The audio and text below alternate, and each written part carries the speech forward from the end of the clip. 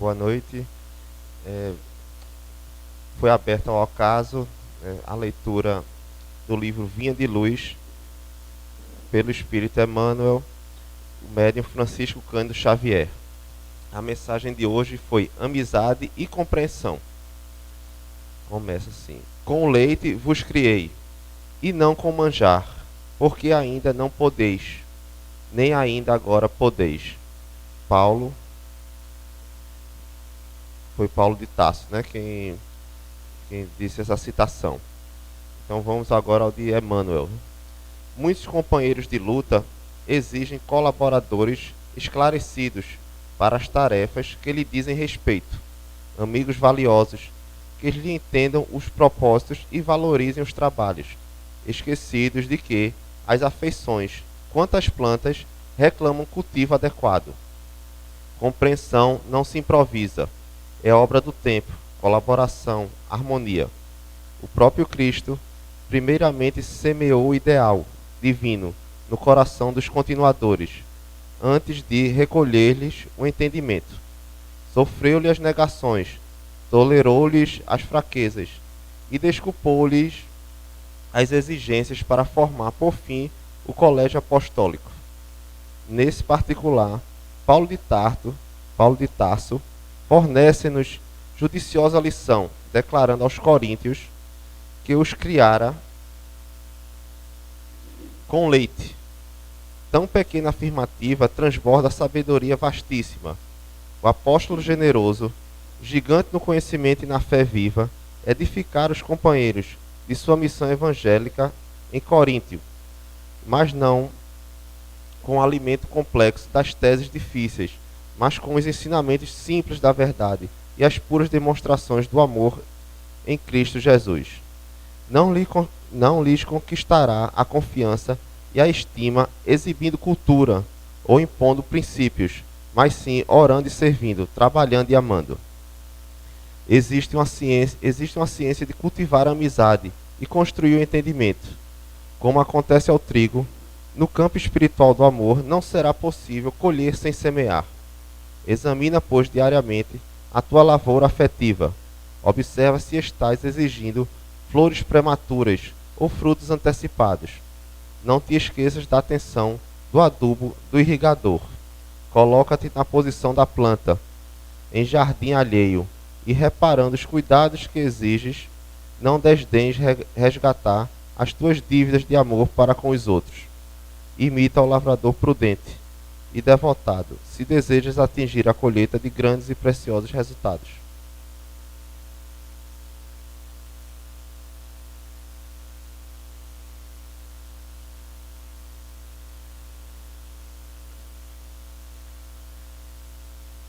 Alguém... A Wagner. Wagner, a prece. Foi convocado por Sr. Cacau.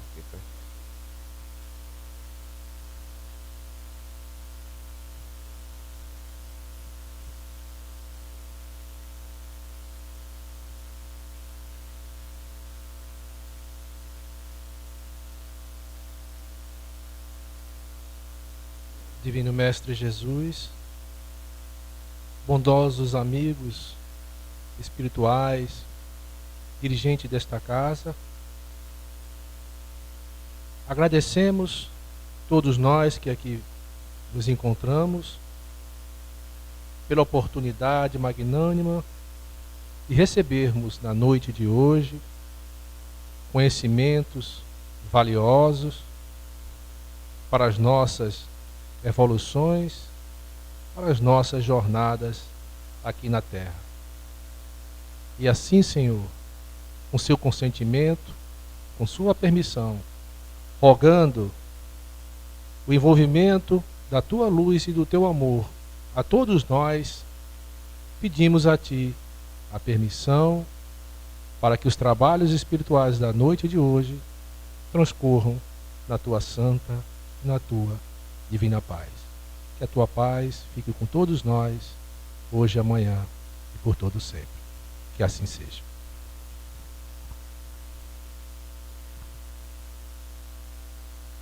Boa noite a todos. Para quem não me noite. Meu nome é Tereza, sou trabalhadora da casa e hoje estou com a incumbência de falar sobre o que é o Centro Espírita. A nossa casa, a nossa casinha que nós frequentamos, tentar descrever um pouco a respeito disso. Jorge ficou encarregado desse tema, não é? Mas por circunstâncias alheias à vontade dele, ele não pôde ficar preparando a palestra, então eu assumi. Então, desde já, peço perdão, porque foi feita assim, eu não diria de última hora, mas não foi feita com a antecedência que normalmente se costuma fazer. Mas vamos em frente. A primeira imagem dessas árvores com esses galinhos ressecados, essas folhazinhas começando a ficar verdinhas, ela não foi por acaso. Ela foi escolhida propositalmente, porque de alguma forma ela me lembrou a nós próprios. Em diversas fases de nossas vidas, quando estamos atravessando as dificuldades, as intempéries da vida e nos sentimos um tanto quanto... Alguns ambientes irão nos ajudar a refrescar, a conseguir novamente brotar em nós essas folhazinhas de esperança, de renovação. E todo tempo é tempo de renovação. Aproveitando também o ensejo da Páscoa, que se ultimou há poucos dias, um domingo é sempre muito um momento de pensar na figura de Jesus e, sobretudo, pensar Jesus enquanto renovação de cada um de nós pelo exemplo maravilhoso que ele nos deixou. Então, o que seria o Centro Espírita? Não poderíamos falar de Centro Espírita sem nos lembrarmos de Kardec, da Sociedade Espírita de Paris, da Sociedade Parisiense de Estudos Espíritas, porque foi justamente o primeiro centro espírita regularmente constituído no mundo. No dia 1º de abril de 1858, e autorizada o funcionamento da sociedade em 13 de abril de 1858, aproximadamente um ano do lançamento do Livro dos Espíritos, que foi em 18 de abril, se eu não me engano, ao lado de diversos estudiosos, Allan Kardec fundou justamente a Sociedade Espírita de Paris. E eu destaquei alguns trechozinhos que considerei importantes para a gente pensar a respeito. E isso aí foi tirado do editorial do jornal Mundo Espírita, de abril de 1998, que é o órgão de divulgação da Federação Espírita do Paraná. E diz assim: a sociedade cuja formação temos o prazer de anunciar, isso se atribui essas palavras a Kardec, composta exclusivamente de pessoas sérias, isentas de prevenções e animadas do sincero desejo de esclarecimento, contou, desde o início, entre os seus associados, com homens eminentes por seu saber e por sua posição social. Então, nessa frase, o que foi que eu considerei importante destacar? Composta exclusivamente de pessoas sérias, isentas de prevenções e animadas do desejo sincero de esclarecimento. Isso é que é o mais importante. O mais importante é justamente as pessoas, quando procuram a casa espírita, estarem imbuídas do desejo de esclarecimento, não estarem com prevenções, com animosidades, porque esse local é um local de aprendizado e de trabalho desinteressado ao próximo. E prossegue: estamos convictos de que ela está chamada a prestar incontestáveis serviços à constatação da verdade. Sua lei orgânica, que é o Estatuto, lhe assegura uma homogeneidade sem a qual não haverá vitalidade possível. Então, por que a importância Kardec salienta da homogeneidade? Por que a necessidade de afinidade de pensamentos, afinidade de ideias? Porque senão um grupo, qualquer que seja, ele sem a coesão no que é essencial, ele não vai subsistir. Ele não vai permanecer como grupo. Então, o que é importante? Que todos que busquem a casa espírita tenham consciência do que é efetivamente a casa espírita. Quais os princípios que ela esposa, para que veja se existe essa afinidade no ideal, no essencial, no núcleo fundamental. Por quê? Porque, do contrário, vão começar as querelas, as dissensões, às vezes por bobagens, por questões mais de orgulho, de vaidade, do que de qualquer outra coisa séria realmente. E é justamente esse orgulho, essa vaidade, que os irmãos espirituais se aproveitam para fomentar a discórdia.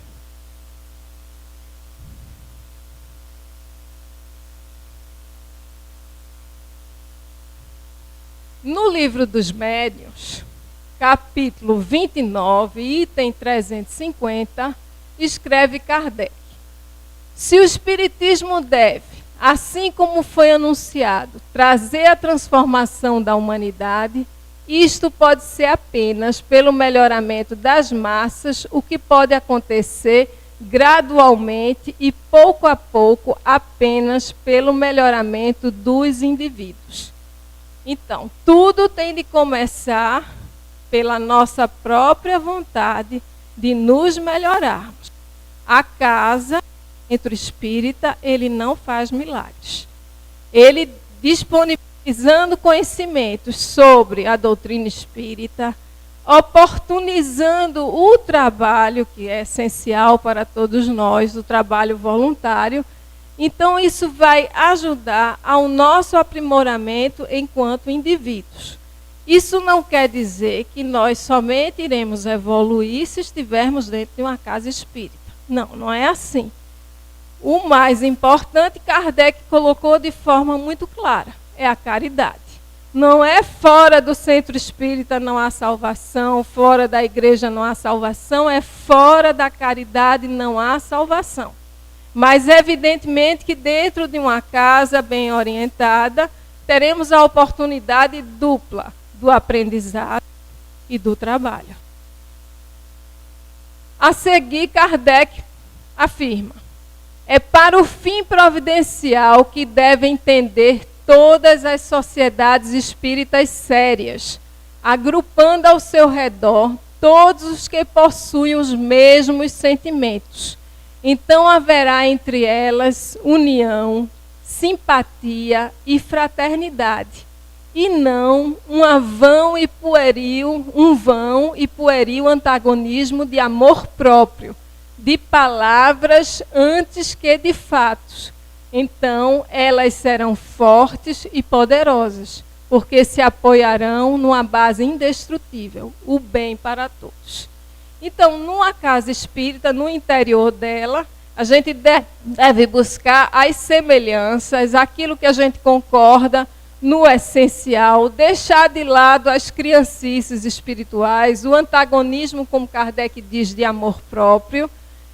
Numa palavra, a fraternidade, a tolerância. E isso vale também para os centros nos interrelacionamentos, porque também é importante que os centros se comuniquem entre si, inclusive para que possam dividir experiências. Porque se existe um isolacionismo interno ou mesmo externo, corremos um risco maior de ser vítimas das chamadas obsessões coletivas, não é? Então, um centro que já passou por uma situação X poderá ajudar um outro centro. Internamente também não nos devemos nos isolar. Devemos ter a humildade de conversar, de procurar ouvir o outro, porque senão, se levarmos a cabo os melindres, aí já estamos demonstrando que estamos sendo vítimas de obsessão. E as obsessões, às vezes, se instalam de uma forma muito sutil. Existe a obsessão individual, existe a obsessão que atinge a todo um grupo. Então, temos de estar bastante precavidos quanto a isso. Precavidos não quer dizer intolerantes nem desrespeitosos.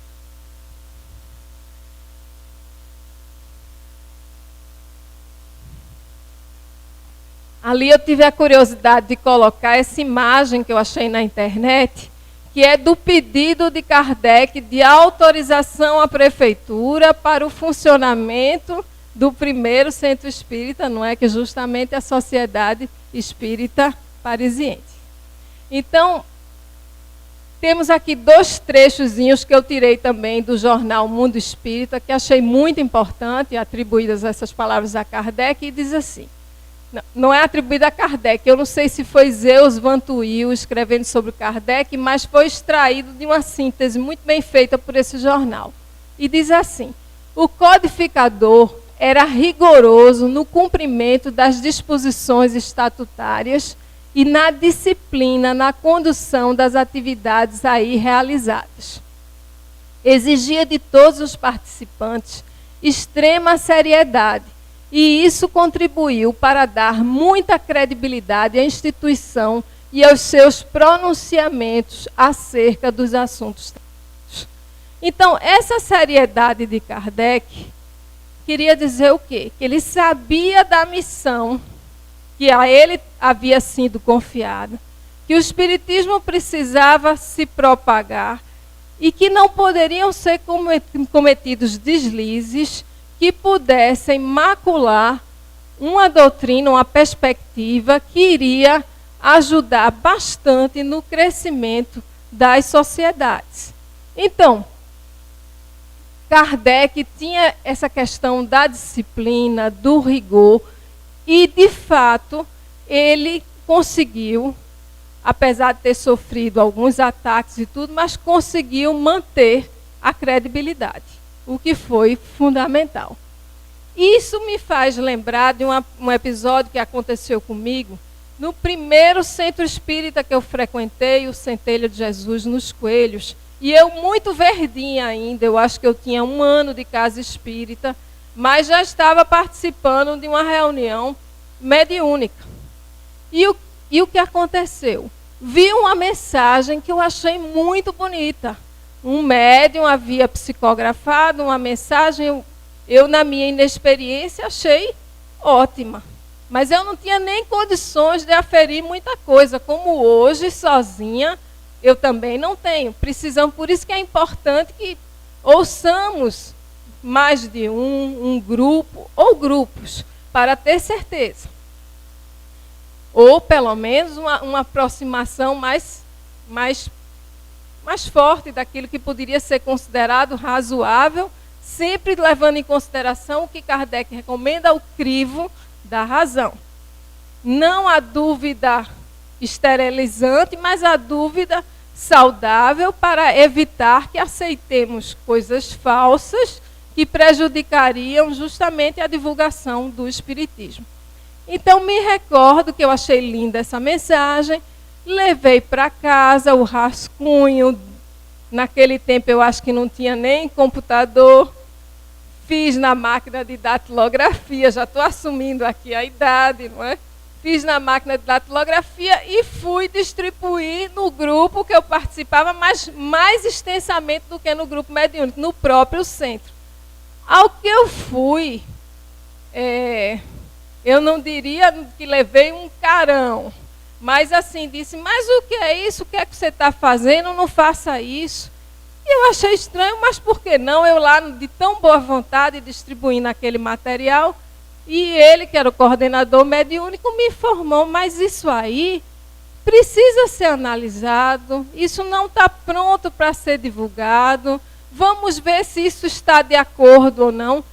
Foi a primeira lição, um puxãozinho de orelha muito bem dado, por sinal. Mas eu, na minha inexperiência, achando que estava prestando um grande serviço. E aquilo ali poderia, inclusive, suscitar dentro do centro algumas críticas. O centro não estava num clima harmônico tão bom na época. Então temos de ser também prudentes. Não é? Na dúvida, sempre procurar ouvir alguém com mais experiência. Outro trecho que eu achei importantíssimo. Embora tenha sido a Sociedade Parisiense de Estudos Espíritas a primeira entidade espírita oficialmente constituída, ela nunca teve sobre outras quaisquer vínculos de ascendência, filiação ou solidariedade material. E os laços que as unia eram apenas de identidade, de objetivos e de troca de experiências. Que bonito isso, né? Uma casa espírita que foi a origem de tudo, o início do espiritismo, que tinha um Kardec com a bagagem enorme, não quis impor nem se sobrepor a nenhuma outra casa espírita na época. Eu achei isso muito bonito, muito belo mesmo e muito marcante em termos de como a gente deve se comportar. O respeito, não é que se deve ter, mas sem prescindir, aí é fundamental também, da troca de experiências.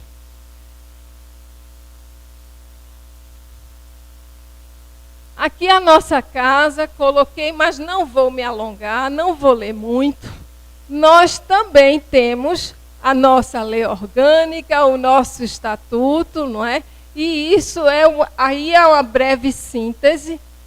Para não ler tudo e não ficar enfadonho, vamos ver o comecinho, que são as cláusulas pétreas, que são as cláusulas inalteráveis, aquilo que não pode ser modificado de jeito nenhum no nosso estatuto, que é a prática. 1, a prática da caridade. 2, o estudo e a divulgação do Evangelho de Jesus, das obras de Allan Kardec e de outras complementares do Espiritismo. Vejam a ordem que foi colocada, né, no estatuto. Evangelho de Jesus, em primeiro lugar, não é? O centro espírita, ele se baseia na moral evangélica, na moral de Jesus, e não pode se afastar disso. As obras de Allan Kardec, que interpretam muito bem o Evangelho segundo o Espiritismo, interpreta divinamente o Evangelho de Jesus, nos ajuda a compreender o que a gente tinha antes dificuldade, e outras obras complementares do Espiritismo. Então, temos também a realização de reuniões públicas doutrinárias, bem como de reuniões mediúnicas. E os princípios básicos que foram tirados de Kardec, do livro Viagem Espírita, o ano, qual foi o ano? Lembra do ano, papai? Viagem Espírita em 1861, parece, né? É 1800 e alguma coisa, eu acho que 60 e pouco.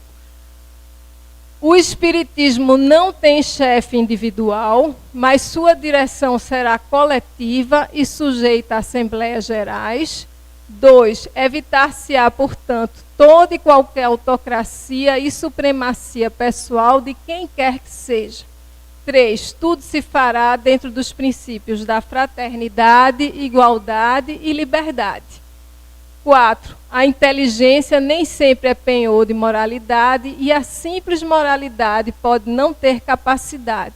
É, pois, necessária a união da inteligência e da moralidade para haver legítima autoridade, que é a preponderância intelecto-moral. Então, isso é a base de constituição do nosso grupo aqui, Espírita Caritas. E logo no iniciozinho, quando estávamos a nos constituir, ainda nem regularizados formalmente estávamos, um irmão da casa, um irmão espiritual, deu uma comunicação já preventivamente nos dizendo que cada trabalhador aqui deveria se sentir sempre apenas mais um. E não o trabalhador, o mais importante. Não, de forma alguma.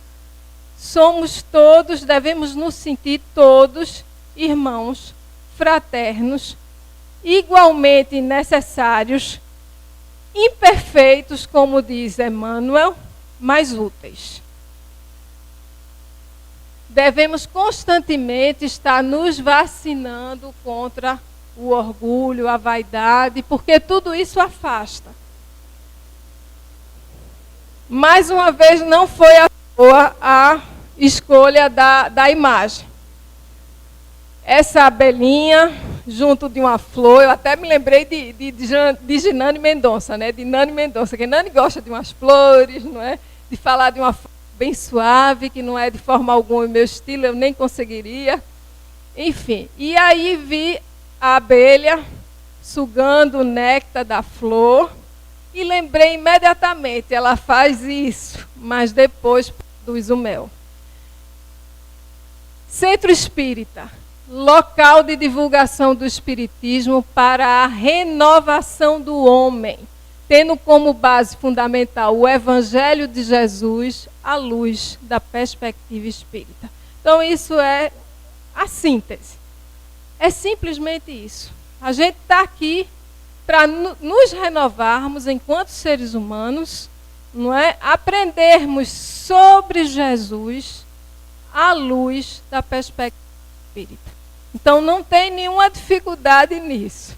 A dificuldade é a nossa prática, é o nosso dia a dia, são os percalços do caminho. Mas a gente também não deve perder de vista que nós, quando estamos no plano espiritual desencarnados, nós escolhemos as nossas provas. Não é à toa que passamos por certas situações, por certas dificuldades. É a necessidade de aprendizado do nosso espírito. Vamos adiante. Há um bom tempo atrás, eu vi uma palestra de Divaldo e ele trazia, nessa palestra, algumas propostas muito simples, mas muito interessantes, de Joana de Ângeles para o Centro Espírita. E a primeira proposta dela era conscientizar-se do que é ser espírita. Porque muitos não têm ainda essa consciência. Muitos de nós só frequentar o centro e aí naqueles poucos momentos nós estamos até nos sentindo espíritas, mas fechando a porta do centro, pronto, a coisa já fica diferente. E não pode ser assim. Temos de ter a consciência, não podemos ser um aqui dentro e outro lá fora. E ela diz, apenas o estudo não é suficiente. Não é que Joana de Ângeles não valorize o estudo, ela apenas está esclarecendo. Não é suficiente. É necessário abraçar o trabalho. O estudo não deixa de ser um trabalho, mas vamos aplicar esse estudo na prática, no nosso dia a dia. Deixar de ser apenas beneficiário. E aí a gente lembra a imagem da flor, da abelha, e lembrando que a abelha produz mel e a gente tem que produzir alguma coisa em relação ao nosso próximo, em relação à sociedade que vivemos. Produção voluntária, independentemente de remuneração. Porque nós temos os nossos deveres profissionais a cumprir, mas aqui estamos falando do dever moral, do dever social enquanto seres humanos que integram uma sociedade que precisa muito da nossa contribuição. Então, para isso, nos capacitaremos, melhorando individualmente para melhorar o coletivo. E ali a gente não poderia deixar de mencionar a recomendação do Evangelho segundo o Espiritismo, Espírito de Verdade, espíritas, amai-vos, eis o primeiro ensinamento. Instruí-vos, eis o segundo. Notem, então, que isso aí está de acordo com o Evangelho de Jesus. Em primeiro lugar, vamos nos amar, sem perder de vista que temos também de nos instruir até para amarmos melhor. A instrução vai nos ajudar. Então, No Evangelho nós temos amar a Deus sobre todas as coisas e ao próximo como a si mesmo, como máxima fundamental do Evangelho. A essência do Evangelho de Jesus está nisso.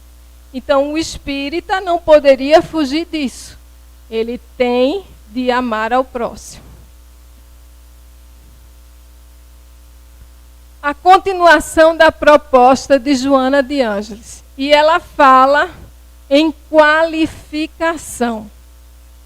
Coloquei ali a imagem de pessoas colocando peças de um quebra-cabeça diferentes, de cores diferentes, se unindo para completar esse quebra-cabeça. Por quê? Porque nós temos aptidões diferentes. Então a gente pode ser útil, pode, de diversas formas. Vamos encontrar a forma que mais se ajuste à nossa possibilidade, ou às nossas possibilidades.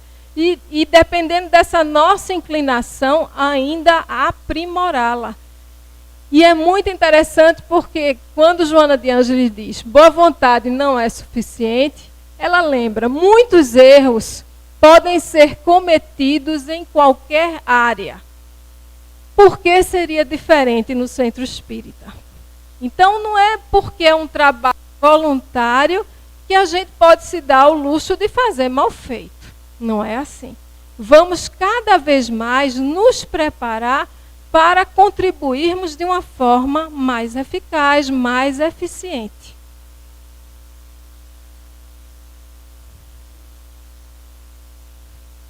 Ainda a proposta de Joana de Ângeles, humanização, tolerância. Precisamos compreender as limitações do outro, assim como também nós temos as nossas limitações. E a mensagem de abertura que Gustavo leu no início é linda, porque fala justamente nesse cuidado de não alimentar com manjar e sim com leite aqueles que ainda não estão prontos, não estão preparados. Isso é de um simbolismo belíssimo. Não podemos criar expectativas de que todos, de uma hora para outra, estarão aptos a qualquer tarefa. Nem nós próprios também poderemos imaginar que de uma hora para outra estaremos, por exemplo, desenvolvendo uma série de mediunidades ou com funções importantíssimas dentro de uma casa espírita. Primeiro, que o fato de se desempenhar alguma coisa que chame mais atenção não quer dizer que seja mais importante. O mais importante não é o que a gente faz, é como a gente faz.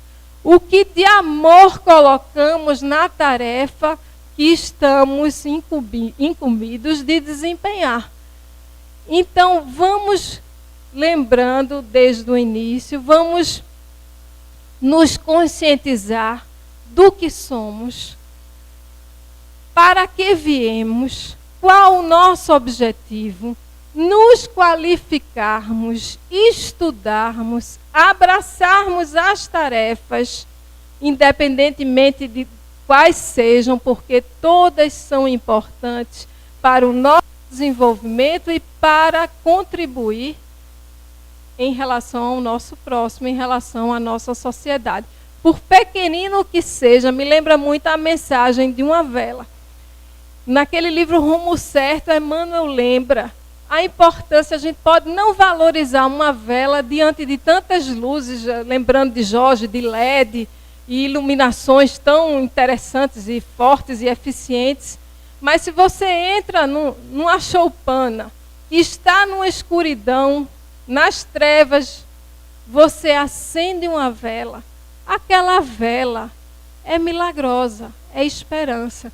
Então, se não podemos ser ainda aquele raio de luz fulgurante, podemos servir, ser pelo menos aquela luzinha fraquinha, bruxoleante, não é, que ainda não consegue nem se firmar tão bem, mas para quem está na escuridão, para quem está precisando de ajuda, é muita coisa. Então a gente tem de pensar nisso. Eu posso ser útil, não porque eu sou ótima, melhor do que todo mundo, mas porque eu sou um ser humano e todos nós temos a capacidade de contribuir de alguma forma.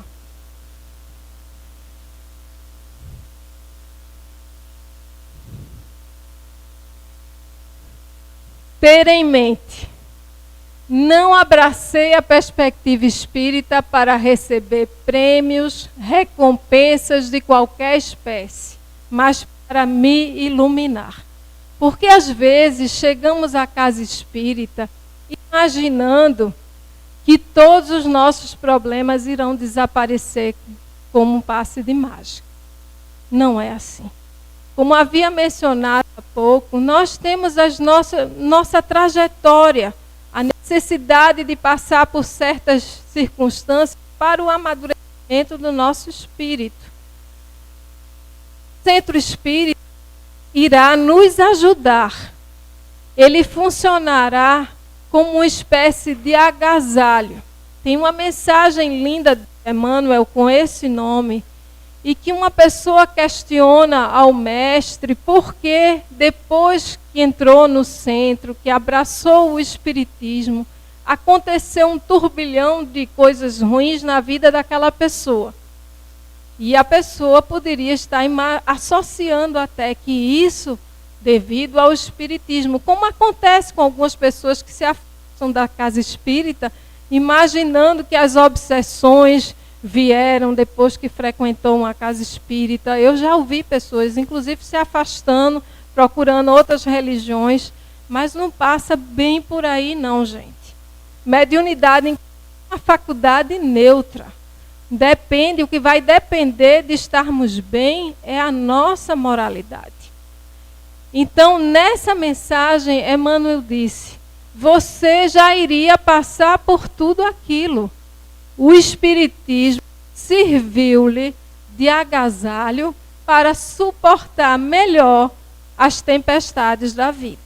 Então vejam que coisa linda. Às vezes nos sentimos desamparados, mas não estamos desamparados. Nós temos uma perspectiva, que é o espiritismo, perspectiva esclarecedora. Ela nos esclarece o porquê das coisas e, ao mesmo tempo, consoladora, pois sabemos hoje que não há mal que dure para sempre. E cabe a nós aceitarmos da melhor forma possível as dificuldades, para não agravarmos ainda mais as dores, as dificuldades que teremos de passar. E sabendo sempre que isso terá um fim.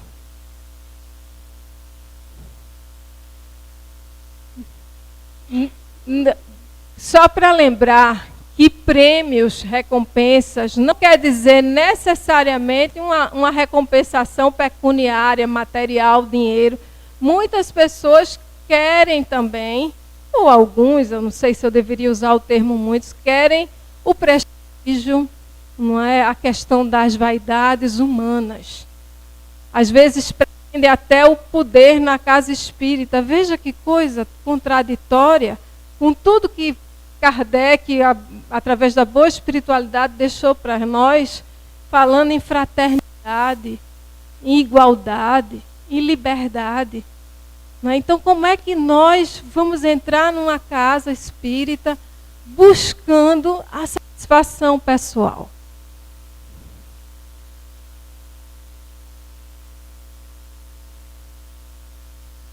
Ter em mente ainda a necessidade de assumir responsabilidades. A principal, com a própria reforma íntima, que já falamos bastante aqui, mas é porque é absolutamente essencial. E aí eu peguei essa frase do Conselho Espírita Internacional e coloquei: o Conselho Espírita Internacional alerta. Consciência espiritual, responsabilidade social. Então, na hora que a gente tem essa consciência, não podemos mais nos encolher, não podemos mais fingir que isso não tem nada a ver com a gente. Tem sim. tem com cada um de nós. Estamos inseridos numa sociedade com alto grau de sofrimento. Estamos já na transição planetária, que já começou há 2000 anos, desde a vinda do Cristo, mas que ainda apresenta grau de acentuada miséria, acentuado sofrimento. Então, nós temos um papel quanto a tudo isso. O espírita tem um papel social a ser desempenhado. E quando eu falo de papel social, eu não estou falando de assistencialismo. Eu estou falando de assistência social. Claro que não vamos negar um prato de comida a quem tem fome, porque a fome não espera. Mas vamos saber, inclusive, de que forma podemos praticar essa caridade. Sem que humilhe quem recebe, sem que seja um desperdício, porque há muitas maneiras de se fazer isso, sem que seja de uma forma a promover, por exemplo, a viciação, a acomodação, aquela coisa que os chineses já diziam há muito tempo, me ensinar a pescar. Claro que em alguns momentos da nossa vida, até nas nossas conversas, nas reuniões de estudo, né, Sueli, a gente pensa, mas a gente vê uma pessoa com fome e aí vai deixar com fome o que fazer? Não, cada situação a gente vai ter de avaliar no caso concreto. O ideal são as ações institucionalizadas, não é? Mas no Evangelho segundo o Espiritismo, Kardec diz: ajuda primeiro, informa-te depois. Mas informa-te, porque senão nós podemos estar prestando um desserviço.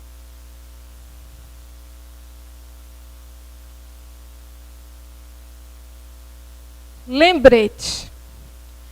São lembretes essenciais para a gente numa casa espírita, né? A disciplina do horário. Eu vou dar, inclusive, uma amenizada nessa história da disciplina do horário, porque com o trânsito que a gente tem hoje, a questão da mobilidade, a gente já não pode ter mais a cobrança, o rigor de hoje. Não é verdade, minha gente? É tentar sair um pouco mais cedo e fazer uma prece para ver se está tudo certo, porque só muita prece na situação que a gente está vivendo hoje. E a gente não consegue mais se deslocar com facilidade. Então, se possível, porque nem sempre é, porque nós temos os nossos compromissos profissionais, a gente tentar sair com mais antecedência ainda. Assistir a reuniões públicas para a própria pessoa, a própria instrução e seus acompanhantes do plano espiritual. Por quê? Porque quando a gente vem a uma casa espírita, a gente não vem sozinho. Trazemos aqueles irmãos que estão nos acompanhando, que estão testando, inclusive, muitas vezes a nossa paciência, porque na hora de sair de casa é um vizinho que procura, é uma dor de cabeça, é alguma coisa errada que acontece, a gente teria que resolver, mas são os testezinhos para ver como é que está a nossa firmeza. E a gente tem de procurar ser firme, a não ser que seja, de fato, uma questão que não pode prescindir da nossa ajuda, na nossa colaboração. Por exemplo, um parente doente, a gente não vai deixar um parente que precisa ser socorrido para vir para um centro espírita. Aí também seria um exagero. Mas algumas situações são contornáveis, como, por exemplo, a vizinha quer conversar exatamente na hora que a gente está vindo para o centro. Então, nós temos como nos desvencilhar dessas situações, sem faltar com a caridade, mas é até uma forma até de ensinar que existem certos compromissos que são sérios e que a gente não pode faltar. Os meninos lá de casa, meus 3, se acostumaram desde cedo que se o aniversário deles caísse, por exemplo, no sábado, muito tempo eu frequentei uma reunião no sábado, se caísse no sábado, estava automaticamente transferido para o domingo. No início reclamavam um pouco, mas depois se acostumaram. E não há uma grande diferença de uma comemoração de um sábado para o domingo. Outro item: buscar criar vínculos com a casa espírita, desenvolvendo atividades de acordo com as possibilidades de cada um. A gente já falou sobre isso. E a ressalva de que há sempre o que fazer. E aí, minha gente? A gente tem portão para abrir, tem aguinha fluidificada, ajudar numa fila. São tantas coisinhas que a gente pensa que nem são importantes, mas que são muito importantes. Porque senão alguém fica sobrecarregado. E agora iremos iniciar também a parte de assistência social, que quem quiser maiores detalhes, depois terão se informar com o Sueli.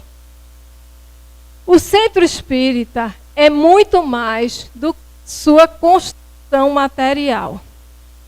Então, essas paredes que a gente vê, essa construção material, é um insignificante do que representa o centro espírita. O essencial no centro espírita, vamos lá, somos nós. É a família espírita que frequenta esse centro, porque somos uma família. Nos encontramos ou nos reencontramos e aqui estamos para juntos, fraternalmente, aprendermos e tentarmos colaborar de alguma forma. Sem desconsiderar também a família espiritual que está aqui com todos nós, que é ainda mais importante do que a gente, muito mais. Somos apenas instrumentos. Não vou dizer que não temos nenhuma importância, porque temos, por menor que sejamos ainda na escala evolutiva. Somos também uma pecinha para mover todo esse estado de coisas, desses trabalhos. Mas temos os irmãos espirituais que são quem verdadeiramente coordenam esses trabalhos. E ficam a nos intuir, a nos motivar, nos assistem dentro da casa e fora da casa. Ficam felizes com o que conseguimos de melhoria para nós e para o nosso próximo, e tristes quando de vez em quando damos as costas para os conselhos que nos são ofertados através da intuição ou através de alguém, algum amigo, algum parente que é usado como instrumento para passar um conselho importante na nossa vida. E às vezes não queremos ouvir, cegos pelo orgulho.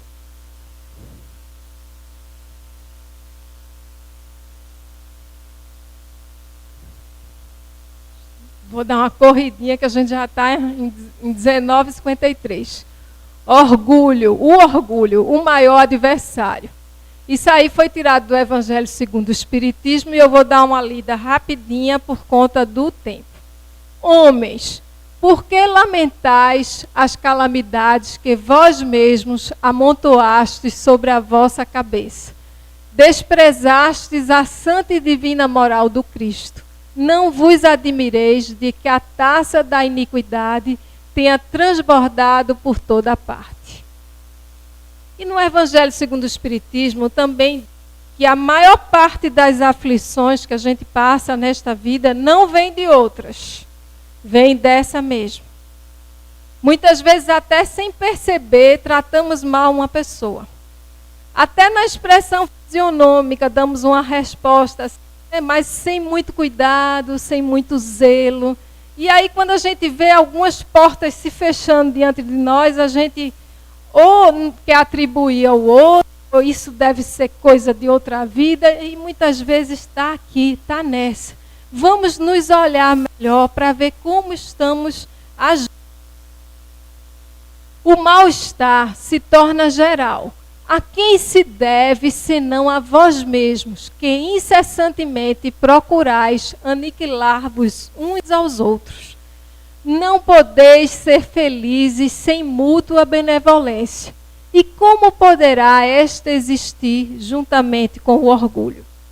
O orgulho, eis a fonte de todos os vossos males. Dedicai-vos, pois, à tarefa de destruí-lo, se não quiserdes perpetuar as suas funestas consequências. Então vamos prestar atenção como estamos pensando, como estamos agindo, porque a espiritualidade já fez um grande trabalho para nós com a codificação, trazendo esses alertas importantíssimos e que a gente precisa olhar com sinceridade para ver como estamos. O remédio. Um só meio tendes para isso, mas infalível. Tomai a lei do Cristo por regra invariável de vossa conduta. Essa lei que haveis rejeitado ou falseado na sua interpretação. Isso é uma mensagem do Espírito Adolfo, está também no Evangelho segundo o Espiritismo. E qual é a lei do Cristo? Qual a única coisa que o Cristo nos pede? Nos pede apenas que nos amemos, mas temos dificuldade ainda. Sem humildade não há caridade verdadeira. Também do Evangelho, do item 11, o Espírito é Lacordaire. Sem humildade, podeis ser caridosos para o vosso próximo? Oh, não. Porque esse sentimento nivela os homens, mostra-lhes que são irmãos, que devem ajudar-se mutuamente e os encaminha ao bem. Sem humildade, eu não me sinto o outro. Eu me sinto superior, eu me sinto um ser à parte. Então a humildade, ela nivela, ela realmente faz com que a gente sinta o outro como irmão. Sentimos um bem-querer independentemente dos laços sanguíneos. Sem a humildade, veja que coisa séria, enfeitai-vos de virtudes que não possuis, como se vestisseis um hábito para ocultar as deformidades do corpo. Lembrai-vos daquele que nos salva, lembrai-vos da sua humildade, que o fez tão grande e o elevou acima de todos os profetas. Então lembremos-nos de quem? Quem é esse? Quem é esse modelo e guia da humanidade? É justamente Jesus.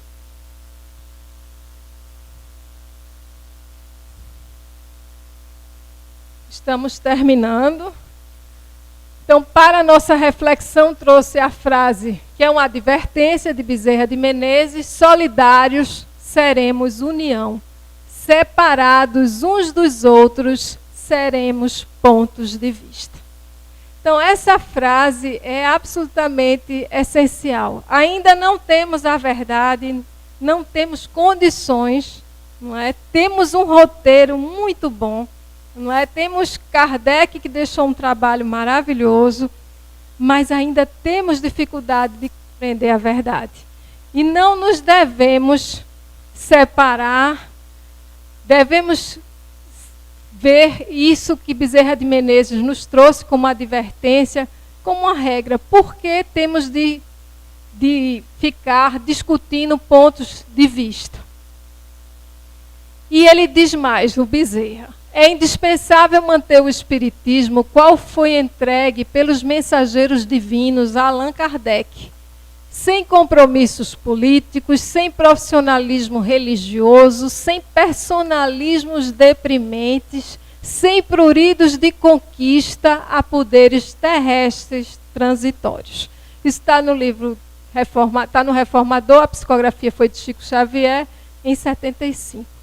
Então, vamos manter a chama do espiritismo acesa e não vamos ficar até a questão. Estou me lembrando agora daquela frase que os fins justificam os meios. Em espiritismo, os fins não podem justificar de forma alguma os meios. Os meios têm de ser lícitos, têm de ser de acordo com a codificação, com as obras complementares. Não adianta, por exemplo, alguns... Eu vi um pronunciamento de Divaldo, outro dia, Divaldo falando que alguns centros estavam vendendo livros espíritas, entre aspas, eram livros mediúnicos, alguns outros talvez nem isso, para arrecadar dinheiro, sabendo os dirigentes do centro que aquilo não era espiritismo mesmo, mas dizia: mas a gente tem uma creche para sustentar, a gente tem isso. Mas não é por aí, gente. Então, Divaldo faz essa observação E aqui o Bezerra de Menezes, de uma forma ainda bem mais ampla, né, coloca muito bem a questão. Para concluir, no horário, faze agora, nem cedo, nem tarde. O presente é hoje, o passado está no arquivo. O futuro é uma indagação. Faze hoje mesmo o bem a que te determinaste. Faze o bem agora, pois na maioria dos casos, depois significa fora de tempo, tarde demais. Está no livro Hora Certa, o Espírito é Emmanuel, a psicografia é de Chico. Bem, minha gente, é chegada a nossa hora. Eu queria pedir desculpas por qualquer coisa que não tenha saído muito direitinho, não é? Foi um pouco, assim, não diria de improviso, como falei no início, mas foi algo construído assim muito rapidamente. Então, eu gostaria apenas de deixar como mensagem final que a gente busque, não é? Mas busque incessantemente mesmo a nossa reforma íntima, a nossa transformação. Que a gente possa tentar se despir desse orgulho circular, dessa vaidade que a maioria de nós ainda tem, para nos enxergarmos como realmente somos, pois a partir daí poderemos dar, através de pequenos passos que sejam, a nossa caminhada, esse início de caminhada com segurança, sem aquela preocupação de que a natureza dê saltos, que a gente avance demais, não. Mas que todo dia a gente procure avançar um pouquinho que seja. Certo? Então, apenas isso que eu queria deixar também o meu abraço para todos vocês e agradecer pela oportunidade. Vamos à nossa prece final. Quem fará a prece final? Quem gostaria de fazer a prece final? Carol, quer fazer, Carol? Carol chega se assustou ali. Quer fazer, Carol, a prece final?